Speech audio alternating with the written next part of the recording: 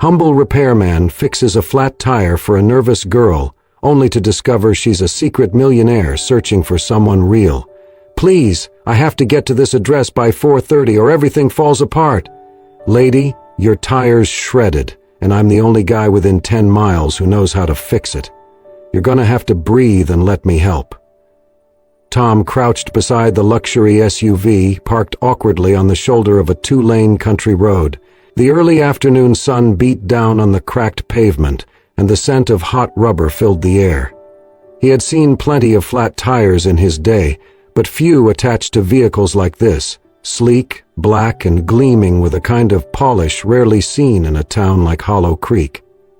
The woman pacing beside it looked completely out of place. She was young, maybe 25 at most, dressed in simple jeans and a loose gray sweatshirt, but the diamond studs in her ears and the subtle leather of her handbag whispered a very different story. "I was supposed to be there 20 minutes ago," she snapped, glancing at her phone. "This is a disaster." Tom pulled off his cap and wiped the sweat from his forehead. "It's a flat tire, not the end of the world." She shot him a glare. "You don't understand. I had one shot, just one, to get this right." "Then maybe it's a good thing I came along." He reached into the back of his rusted pickup for his tools. "Now, if you're done panicking, let me do my job." She folded her arms tightly across her chest and turned away, exhaling sharply. Tom worked in silence, his fingers moving with practiced ease. He was used to tension. He had lived through worse. Years as a firefighter had taught him to stay calm when others unraveled, and ever since Marlene died, he had learned that sometimes the best thing a man could offer the world was stillness. "What's your name?" he asked, without looking up. The woman hesitated. "Mia." "All right, Mia. I'm Tom, and your luck's better than you think. Most folks get stuck out here, they're waiting hours. You got me within 15 minutes. Mia didn't respond. She walked a few steps away and rubbed her forehead like it ached. Tom glanced up. "This your car?" "Yes," she said too quickly. "You sure? Because no offense, but you don't seem like you're used to driving something like this." She flinched, then covered it with a scoff. "Oh, what's that supposed to mean?" "Means I've seen a lot of people. You walk like you're used to sidewalks, not gravel, and you flinched when the door handle clicked." Her jaw tightened. "You're reading too much into things." "Maybe." He stood and walked to his truck. "Or maybe I'm just paying attention." He brought back a replacement tire and got back to work. Mia knelt beside the car, clearly struggling to keep her composure. "I was supposed to meet someone," she said suddenly, her voice quieter now. "Someone important. They don't give second chances. I needed this to go right." "Sometimes," Tom said, tightening the last bolt, "the world breaks down right before something important happens." Mia looked at him, stunned into silence for the first time since he arrived. "I don't know what's going on in your world," he added, standing and brushing the dust off his jeans, "but I've learned that a flat tire doesn't ruin your day. It just makes you pause long enough to figure out what really matters." She blinked quickly, as if trying to hold back tears. "I've got water in the truck," he offered gently. "You look like you've been running all day." "I have," she admitted, finally letting the words fall. "Running from everything." Tom nodded. "Well, you stop now. Maybe that's a good thing." He handed her the bottle. She took it with both hands, as if it might slip through her fingers otherwise. "How much do I owe you?" "Nothing," Tom said, already packing up. "Just promise me you'll take a breath before the next meltdown." Mia laughed softly, the sound dry and unexpected. Tom tipped his cap. "Take care, Mia." She watched him drive off, standing beside the repaired SUV with the water bottle still clutched in her hand. And though the tire was no longer flat, something else inside her was just beginning to unfold. Mia stood beside the car, sipping from the water bottle like it was the first thing she had tasted in days. Her breathing had steadied, though her eyes still darted toward the road like she expected someone or something to come after her. Tom leaned against the side of his truck, arms crossed, watching her with the patient ease of someone who knew better than to rush a quiet moment. "You're not from around here, are you?" he asked. Mia shook her head. "Just passing through." Where were you headed again?" She hesitated. "To see someone?" "Family.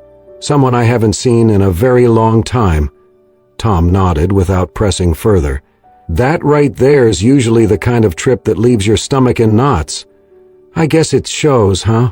Only to someone who's felt it too." Mia sat on a patch of grass by the roadside, tugging her sleeves down over her wrists. "You live nearby?" "About 5 miles down that gravel road," Tom said, pointing. "Got a little house, workshop, and not much else." "You work on cars out here?" "Mobile repairs mostly. Folks out here don't always have a way to tow a broken car 20 miles into town. I make house calls." "That's kind," she said, then added, "Most people would have charged me double just for showing up." "I'm not most people," Tom replied with a faint smile. "I don't take payment for something that's just being decent." "Why?" she asked, genuinely puzzled. He took a breath. "Because when my wife got sick, strangers showed up with casseroles and firewood. When she passed, they kept showing up. I learned something during that time. Kindness doesn't keep score." Mia looked down at her hands. "Your wife?" "She was everything," Tom said softly. "We were married 16 years. Cancer doesn't ask for permission, just comes in and takes what it wants." Mia's voice dropped. "I'm sorry." "Me too," he replied. "But I wake up every morning and find something useful to do. That's how I honor her." They sat in silence for a while, just the sound of wind rustling the dry grass and the occasional chirp of cicadas nearby. "I used to think having everything meant control," Mia said after a while, "but now I'm not sure I ever had either." Tom looked at her closely. Her hands were shaking slightly, even though the heat had begun to fade with the setting sun. "You're running from something," he said gently. "You don't have to say what, but I can see it." She didn't deny it. Instead, she looked up at the sky. "My name is Mia. Just Mia. Not Amelia, not Ms. Lang." She cut herself off, swallowed hard. "Just Mia." Tom didn't flinch. He just nodded. "That's good enough for me." She turned her face away suddenly, and her shoulders began to tremble. A quiet sob slipped out before she could stop it. She covered her mouth, trying to suppress the sound, but it was too late. Tom said nothing. He didn't try to console her or ask questions. He just knelt beside her and placed the water bottle gently in the grass. After a minute, Mia wiped her face with the sleeve of her sweatshirt, embarrassed. "I don't know why I'm crying." "Maybe because you finally stopped long enough to let yourself feel something," Tom said. She looked at him then, really looked, and something shifted behind her eyes. Trust, maybe, or the first hint of it. "Thank you," she whispered. "You're welcome," he said. "Now you should get going, the sun's dropping fast." She stood, brushing grass from her jeans. "Tom, why'd you really stop to help me?" He gave a crooked smile. "Because someone once told me, when you see someone stranded on the road, you don't ask where they're going, you just help them get there." Seemed like good advice. She nodded slowly, eyes glassy. Then, without another word, she climbed back into the driver's seat, started the engine, and pulled away. Tom watched the taillights disappear down the road, his heart heavy in a way he couldn't explain. Something about that girl, no, that woman, told him she hadn't just needed a tire fixed. She had needed someone to see her, and for the first time in a long time, she had let herself be seen. It was just after noon when Tom saw the same sleek black SUV pull slowly into the gravel drive outside his workshop. The sight made him pause mid-weld, helmet raised, eyes narrowing slightly with curiosity more than suspicion. Mia stepped out wearing the same gray sweatshirt from a week ago, though it now bore the signs of travel, creases, dust, and the slightest fray at one sleeve.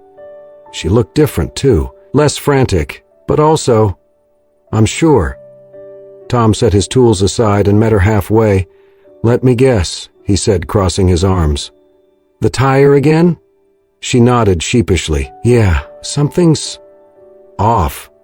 Tom raised an eyebrow. "Strange. I remember tightening every bolt like it was holding up the moon." Mia smiled faintly. "Maybe I just needed an excuse." That stopped him.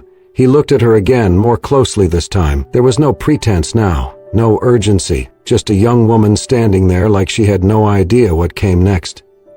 "You hungry?" he asked. She blinked. "A little." "Come on in. Lunch around here's nothing fancy, but we've got good coffee and terrible sandwiches." Inside the garage, the space buzzed with quiet industry. A few teenagers worked at benches, focused and careful, while music played softly from a beat-up radio. Tom nodded at them and introduced Mia without much fanfare. "This is Mia. She's gonna hang around for a bit." They offered polite nods, returning to their work. Tom handed her a steaming cup of coffee in a chipped mug and pointed to a stool near the wall. "This place," he said, "is more than a garage. I started bringing in kids who needed a second chance. We fix things together. Cars, bikes, old radios. Turns out, fixing things helps you feel a little less broken, too." Mia looked around. "It feels safe." "That's the goal." They sat in companionable silence for a while, sipping coffee that tasted like burnt wood and warmth. Then Mia spoke. "I left everything, you know. The house, the career path, the name. I just drove. I didn't know where I was going until I broke down in front of you." Tom didn't answer right away. Then he said, "Sometimes the flat tire picks the driver." She chuckled. "That sounds like something out of a fortune cookie." "Hey, fortune cookies are wiser than they look." As the day unfolded, Mia found herself helping without thinking, holding a wrench here, fetching a bolt there. She asked questions, listened, got her hands dirty. By mid-afternoon, someone handed her a rag to clean up the oil that had splattered on her jeans. She knelt beside the workbench, rubbing at the stain furiously. And then, out of nowhere, she laughed. It started small, a soft giggle at the futility of trying to keep clean in a place like this. But it grew, bubbling out of her chest until it filled the space. Tom looked up, caught off guard. "Something funny?" he asked. "I've never ruined a pair of jeans before," she said through her laughter. "These cost more than my first car, or—" "They would've," he smiled. "You're doing it right then." Mia wiped her eyes, breathless. "I don't remember the last time I laughed like that." "That's what grease does to people. It brings them back to earth." She stood, smudged and grinning. "You were right, you know. About what? About how the world breaks down just before something important happens." He nodded slowly. "So, what's happening now?" Mia's eyes softened as she looked at him. "I'm figuring that out. But I know I don't want to go back to that world, not if it means losing this." "This?" She gestured around the room. "The noise, the smell of metal, the coffee that tastes like campfire, the people who don't ask what your last name is. You—" The room fell quiet again, but this time it was full of meaning. Tom didn't reply, just handed her a pair of gloves. "All right then," he said, "let's teach you how to change oil without bathing in it." And just like that, Mia stepped into a life that made her feel something she hadn't in years, real. The wallet was small, black, and barely noticeable, left behind on the corner of the workbench after a long day at the shop. Tom wouldn't have even seen it if he hadn't been tidying up after everyone had left. He picked it up to place it in the lost and found drawer, but paused when a slim ID card slid out from a side pocket. The name on the card stopped him cold. Amelia Langford. Tom blinked. He had heard that name before. The Langford name was as recognizable as any in finance, plastered across magazine covers, Forbes lists, and skyscraper. He had no doubt now. Mia, the quiet young woman scrubbing oil stains out of her jeans with a crooked smile, was the heir to a billion-dollar empire. He placed the wallet back without a word. The next morning, Tom didn't mention it right away. He watched her instead, watched how she swept the floor without being asked, how she knelt to help one of the younger boys rewire a busted speaker, how she laughed when grease smudged her cheek. But by midday, the weight of the truth pressed too heavily on him. He walked up to her as she refilled her coffee cup, nodded toward the back steps and said, "Got a minute?" She followed him outside, the air warm with late spring sun. Tom leaned against the railing, arms crossed. "You left something behind yesterday." Mia tensed. What do you mean? He pulled her wallet from his pocket and handed it to her. She stared at it, her fingers curling around the leather slowly. She didn't ask what he had seen, she knew. I wasn't snooping, Tom said. It just fell open. I recognized the name. Mia looked away. So, what now? That depends, he said, on whether you want to talk about it. She was silent for a long moment. Then she sank onto the step beside him, hands clutching the wallet like it held more than her identity, like it held a history she had no more strength to carry. My name is Amelia Langford, she said softly. I'm the only child of Richard Langford, Langford International. Tom didn't interrupt. I was raised in boardrooms, she continued, groomed to be perfect. Private tutors, scheduled interviews, lessons in languages I never asked to learn. My life was a curated brand. I didn't make friends, I made appearances. I wasn't allowed to fail or cry or want anything other than what the company wanted for me. She took a breath. Last month, my father announced he was stepping down and that I'd be named CEO. I never said yes. I never even wanted it. But no one asked. They just handed me the crown and expected me to wear it. And you ran, Tom said gently. I left the night before the press conference, she said. I drove without a map, without a plan. I just wanted to remember what it felt like to breathe on my own. Tom nodded, his voice low. You know, Mia, or Amelia if you prefer, I've met people running from a lot of things. Loss, regret, even justice. But maybe you weren't running from the world. She looked at him, eyes red-rimmed.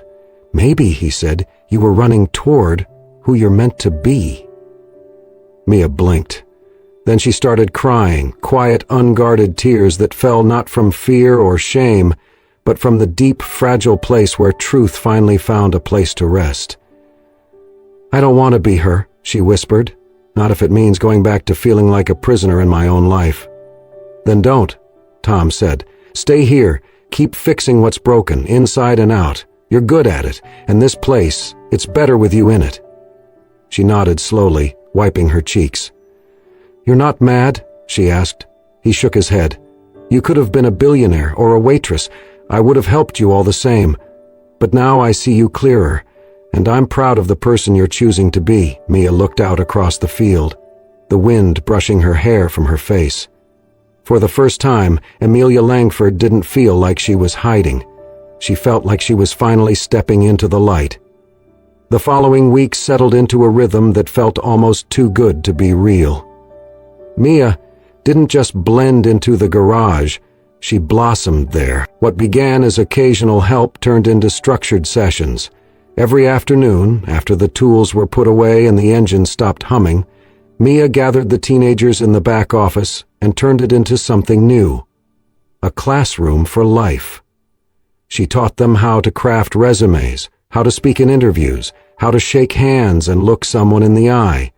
She helped them practice introductions, mock job pitches, even basic budgeting. But more than that, she listened, really listened, to their stories, their fears, their dreams. And they listened back. Miss Mia, one of the younger boys, said one day, "You don't talk like rich people." "That's because I stopped trying to sound like one," she replied with a grin. Tom watched all of it from a quiet distance. He had always believed in giving kids a chance, but Mia, she gave them something different. She gave them a reason to believe they deserved better. She didn't speak down to them. She stood with them. "She's a natural," one of the older volunteers whispered to Tom. "They follow her like she's already changed the world." Tom nodded. Maybe she has. Inspired by the momentum, Tom and Mia decided to host a community workshop, an open house for anyone who wanted to learn basic repairs or professional skills. Mia took charge of organizing the event, designing flyers by hand, rallying volunteers, and even securing a small donation from a local hardware store. The day of the workshop, the garage buzzed with energy. There were rows of folding chairs under a tarp outside, tables lined with toolkits, refreshments set out by the teenagers. Parents came. Curious neighbors stopped by. Even the mayor made an appearance. Tom opened with a short, heartfelt speech. Then Mia stepped forward, holding the mic like it weighed nothing and everything at once. When I arrived here, I was lost, she said. But this place helped me find direction, not by fixing who I was, but by reminding me that I wasn't broken to begin with. Applause followed, real, thunderous applause. Afterward, kids, who had never held a screwdriver before, were helping one another rebuild bikes. A father asked how to apply for night classes. A teenager who once barely spoke above a whisper stood up to read the resume he'd written with Mia's help. When the event ended and the last car rolled away, Mia and Tom sat on the steps outside the garage, exhausted but glowing. "You did good, kid," Tom said, handing her a soda. "I couldn't have done it without you," she replied. "You're wrong," he said. "Tui no o dekan modno chao." Not someone who tells them what they can't do, someone who shows them what they already are. Mia looked out at the empty lot, now strewn with folding chairs and leftover hope. "This is the first time in my life I feel like I'm where I belong." As the sky deepened into dusk, she opened her phone for the first time all day and froze. A new email sat at the top of her inbox. The subject line read only, "We need to talk." It was from her mother. She opened it, her breath catching. "Amelia, you've been found. Someone recognized you from the news photos. The press is digging. Your father is furious. Come home now, before they destroy what little privacy you have left." "Mom." Mia's hands trembled. The warmth of the evening dimmed. Tom noticed her expression shift and leaned over. "Everything all right?" She turned the screen toward him. He read it silently, jaw tightening. Then, without a word, he placed a steady hand over hers. "You don't have to run this time," he said. But even as he said it, they both knew. Something was coming, and whatever it was, it would test everything they had built. It happened on a Monday. Clear skies, soft breeze, the kind of morning that made small-town life feel like a permanent postcard. Tom was tightening a bolt on a busted riding mower when he heard the crunch of tires on gravel. Not one car, but several. He looked up. 3 black SUVs rolled into the driveway in perfect synchronization. Men in suits stepped out, with calculated precision. The door of the lead vehicle opened last, and a tall, silver-haired man emerged, dressed in a tailored navy suit and sharp eyes colder than the steel of Tom's toolbox. Mia stepped out from the garage, her heart sinking before her father even said a word. "Amelia," Richard Langford said, his voice clipped and low. She froze. "Dad, you've made quite the spectacle," he said. "Running away, hiding in a place like this, appearing in local news as if you've suddenly become a charity man." Tom walked toward them, wiping his hands with a rag. "Can I help you folks with something?" Richard didn't even glance at him. "You must be the mechanic." "That's right," Tom said evenly. "And you must be the man who's scaring my friends on my property." One of the suited men moved forward, but Richard raised a hand. His gaze finally landed on Tom. "This man doesn't know who you are, Amelia. He doesn't know what you're meant for. He sees a pretty girl in jeans, not the future of a global enterprise." "She told me who she is," Tom replied calmly. "And I see someone brave enough to walk away from a life that suffocated her." "She's throwing away everything," Richard snapped. "Do you know how many lives depend on her? How many deals are waiting for her name? She was days away from inheriting $1 billion empire. Now she's elbow deep in motor oil." Mia stepped between them, her voice shaking. "Dad, stop." Richard turned to her, frustration simmering under his polished exterior. "You don't belong here. You're not meant for this." Tears welled in Mia's eyes. "No, I wasn't. But I chose to be here. You're confused." "No," she said, louder now. "For the first time in my life, I'm not." Tom stepped back, giving her space. Mia dropped to her knees, tears falling freely. "I know I've disappointed you. I know you wanted me to be perfect. But I can't live in a world where I'm just a name, just a face for your empire." Richard stared at her, unmoving. "Here," she said, voice breaking. "I'm seen. I'm loved. Not because I'm Amelia Langford, because I'm just me. I get to drink bad coffee and fix things. I get to help kids who need someone. And I get to stand beside a man who never asked me for anything but the truth." Her eyes turned toward Tom. "This is my home now," she whispered. "And he's the person I want to spend my life beside."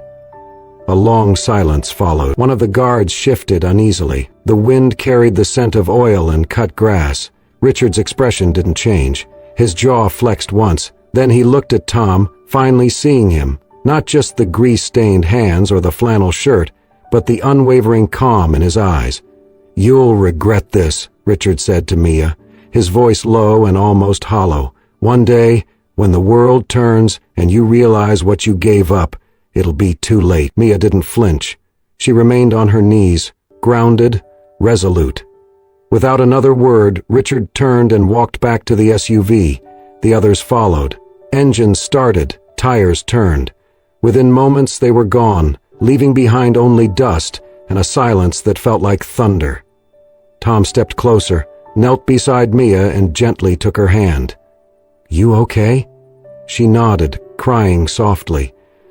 "I think I finally said what I've needed to say for years." He didn't speak. He just held her hand, steady and strong, and though the storm had come to their doorstep, it had passed, and she was still standing. Weeks passed. Summer ripened in Hollow Creek, and with it, life inside the garage bloomed into something bigger than either of them had imagined. The Real Start program, born from oil-stained hands and second chances, was no longer just an idea. It was real, and it was changing lives. What Mia did not know was that far away, in a penthouse office high above the city, her father was watching. Richard Langford hadn't spoken to his daughter since the day he drove away from Tom's garage, but that didn't mean he had forgotten her. Every morning he received quiet updates, articles clipped from small-town news, social media videos, short internal reports from a trusted assistant. And the images he saw surprised him. There was Amelia, laughing, arms streaked with grease, standing proudly beside Tom in front of a row of students holding certificates. There she was, teaching a workshop, her voice calm and sure, her hands expressive and warm. And there she was, sitting on the edge of the garage steps, sipping coffee and scribbling ideas into a battered notebook. Not the polished heir in heels and designer suits, but someone stronger, someone freer. At first Richard dismissed it as rebellion, but something about her eyes kept pulling him back. She was not rebelling, she was becoming. The day he saw the headline, "Real Start Garage Receives Community Grant, Expands Youth Program," he sat in his office long after the lights had dimmed, fingers steepled beneath his chin. He made no phone call, no announcement. Instead, he placed a quiet order through one of his holding companies, funneled through a local foundation, a donation, substantial, no names attached. Within a week, crates arrived at the garage. New compressors, diagnostic scanners, safety tools, and even refurbished laptops for the students. Tom opened the shipment, eyes scanning the invoice. The sender was vague, just a foundation name no one recognized. But there was a detail too precise to ignore. One of the laptops had a small, engraved quote on its underside. "Sometimes love is watching from a distance." Tom read it, then looked across the yard, where Mia was helping two teens repair a beat-up go-kart. He folded the invoice slowly, tucked it into his back pocket, and said nothing. That night, as they sat outside beneath string lights and the hum of cicadas, Mia leaned against Tom's shoulder and sighed. "Do you think my dad hates me?" she asked. Tom took a moment. "No, I think your dad is scared." "Of what?" "Of losing you for real, and maybe of admitting that the way he loved you wasn't the way you needed." She nodded, her eyes glossy but calm. "He always wanted me to be strong." "You are, but not the kind of strong he respects." Tom looked at her. "Maybe he's learning." She looked up. "You think he's still watching?" Tom smiled, subtle and knowing. "I'd bet everything on it." He didn't tell her about the crate, or the engraved quote. He didn't have to. Some things were meant to remain unspoken, like the way a father, even one as powerful and proud as Richard Langford, could finally learn to let go just enough to let love take root, quietly, from the sidelines, and in doing so, begin to find his way back. One act of unseen grace at a time. The morning sun had just begun to warm the gravel driveway when Mia opened the mailbox. Among the usual flyers and utility bills was something different, an envelope, cream-colored and hand-addressed and in her father's unmistakable cursive. She stood motionless for a long moment, her heart thudding. Then she carefully slid it open. Inside was a single sheet of fine stationery. The ink was dark, the handwriting even. Amelia, you've found your path. I still don't understand it, but I see that it makes you smile in ways I never could. I see the strength in your hands, the light in your eyes. I see your heart. Live what you believe in. Make it yours. I won't stand in your way. I'll always be here, just from afar. The paper trembled slightly in her hands. She sat on the steps, tears silently slipping down her cheek, not from sadness, from release. Tom appeared a minute later, wiping grease off his hands with a rag. When he saw her expression, he didn't ask. He just sat beside her. She handed him the letter. He read it in silence, then folded it gently and gave it back. "Sounds like he's learning," he said. She nodded. "Took him a while." Tom smiled. "Some men don't know how to love out loud, but that doesn't mean they don't try in the only way they know how." Mia leaned against his shoulder. "He's watching, isn't he?" "Yeah, and maybe that's enough." That weekend, the air buzzed with excitement as the garage filled with families, teachers, and neighbors for the first graduation ceremony of the Real Start Garage program. Banners fluttered on the fence, hand-painted by the students. Folding chairs lined the lawn. A makeshift podium stood beside the garage doors, flanked by rows of proud, fidgeting teens in donated button-up shirts and borrowed dresses. Tom stepped up first. His voice was steady, humble. "I've fixed cars most of my life," he said, "and I can tell you, no matter how broken something looks, there's always a way to make it run again. You just need the right tools, the right hands, and sometimes the right second chance." He paused, then reached behind the podium and held up an old weathered tire. This tire came off a car on a back road not too far from here. That flat brought someone to my door who didn't need a mechanic. She needed a moment, a pause, a path. He looked over at Mia, who was already wiping her eyes. "This tire," Tom said, holding it high, "was the beginning of something better than any road map could have planned." Mia stepped forward next. She didn't need a speech. Her eyes did the talking. "I used to think that building an empire meant being powerful. Turns out, building people is what really matters." Applause swelled. She looked out at the rows of students, once quiet, angry, scared, now standing tall. "You fixed your futures," she said, "and mine too." After the ceremony, the students posed for pictures. Parents hugged their kids.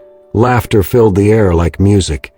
Tom and Mia stood under the new sign above the garage. "Real Start Garage. We fix more than just cars."